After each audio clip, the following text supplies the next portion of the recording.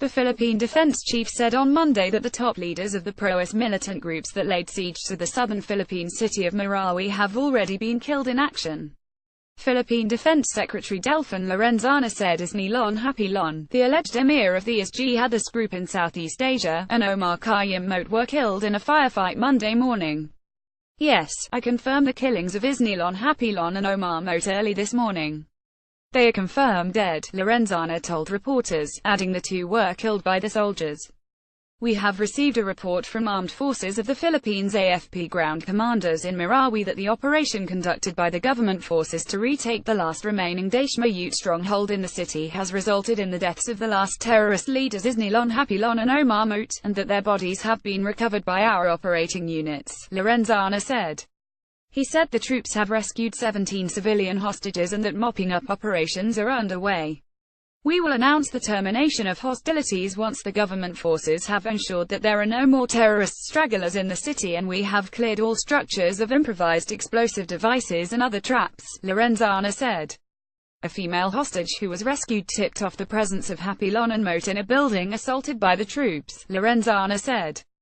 Hapilon is among the terror suspects on the FBI list with a $5 million bounty on his head.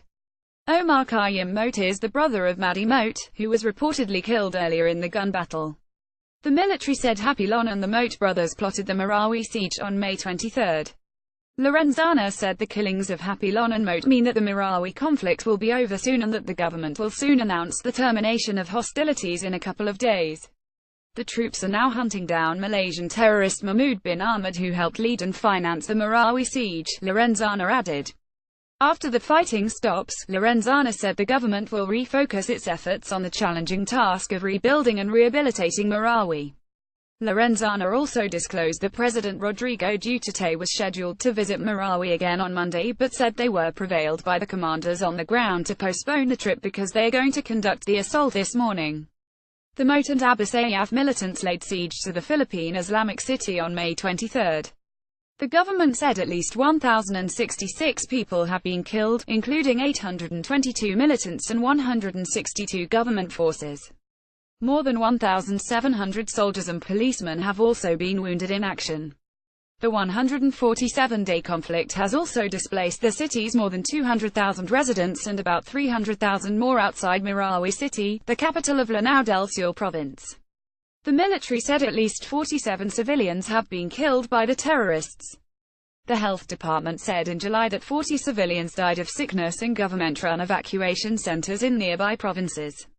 Thousands of evacuees are still housed in the centers. The militants have also taken several hostages and used them as shield of fighters during the more than 4-month fighting, the military claimed.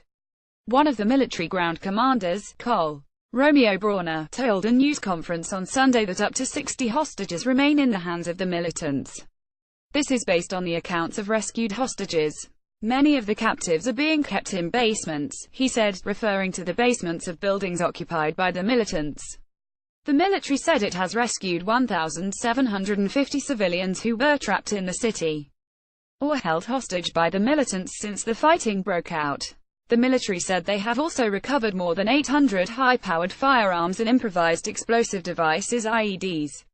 Hours after the May 23 terrorist attack, Philippine President Rodrigo Duterte declared martial law for 60 days on the entire island of Mindanao. In July, Philippine legislators voted overwhelmingly to extend martial law to deal with Islamist insurgents until December 31. On September 21, Duterte said that he would lift the martial law once the Marawi conflict is over and cleared of militants. He said there will be no big celebration when the city is finally completely retaken, adding there are no victors in the war. Lorenzana said martial law will not be lifted yet. Months of airstrikes and heavy fighting have severely damaged the city's infrastructure, including buildings and houses. Television footage and images reveal the huge destruction in Marawi. Large swaths of the city, especially in the central business district, are a pockmarked moonscape of heavily damaged buildings, shops and houses. Once the city is cleared of homemade bombs and unexploded ordnance, Duterte said the rebuilding and rehabilitation will start to pave the way for the return of thousands of displaced residents. It will take billions of pesos to rebuild the ruined city, according to Philippine Defense Secretary Delfin Lorenzana, who said that the extent of destruction is far greater than expected. Follow China.org.cn on Twitter and Facebook to join the conversation. China News App download.